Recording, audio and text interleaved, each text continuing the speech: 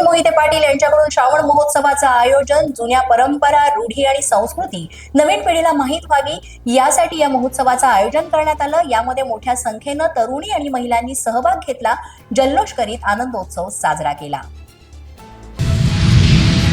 आपल्याला भाजपपासून धोका आहे आणि या संदर्भात आपण सरकारला सिक्युरिटी मागितली होती, मात्र सरकारने सिक्युरिटी देण्यास नकार दिल्याचं नाना पटोले यांनी म्हटलंय। तसंच पुढच्या महिन्यामध्ये महायुतीमध्ये मोठी गडबड होणार आहे असं वक्तव्य नवी मुंबईतल्या मेळाव्यामध्ये काँग्रेस प्रदेशाध्यक्ष नाना पटोले यांनी केलेलं आहे। पालघरमध्ये पूर्व भागामध्ये मुसळधार पाऊस सुरू आहे आणि इथे या पावसामुळे पूल पाण्याखाली गेल्यानं झडपोली, शील आणि आजूबाजूच्या गावांचा संपर्क पूर्णपणे तुटलेला आहे। ठाण्यामध्ये सिंधी बांधवांच्या चालिया महोत्सवामध्ये मुख्यमंत्री यांनी हजेरी लावली असून मुख्यमंत्री यांनी स्वतः सिंधी बांधवांना भोजन आणि मिष्टान्न वाढून शुभेच्छा दिल्या। 40 दिवसांच्या उपवासानंतर सिंधी बांधव हे एकत्रितपणे भोजन करण्याची प्रथा आहे।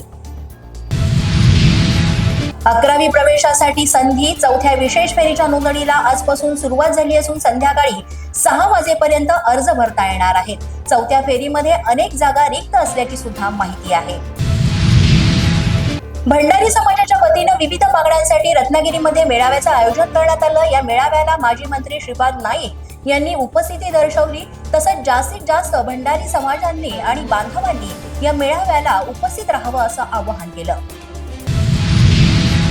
लाडकी बहीण योजना म्हणजे बहिणींना गुलाम करण्याची योजना असं वक्तव्य संजय राऊत यांनी केलेलं आहे।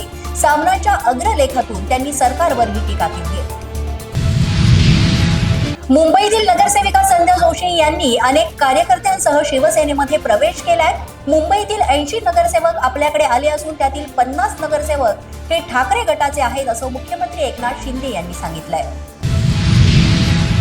बदलापुरातील घटनेचा मनसेने केलाय निषेध। घटनेच्या निषेधार्थ बदलापूर डोंबिवली परिसरातील मानाच्या दहीहंड्या मनसेतर्फे रद्द करण्यात आल्यात अशी माहिती आमदार राजू पाटील यांनी दिली आहे।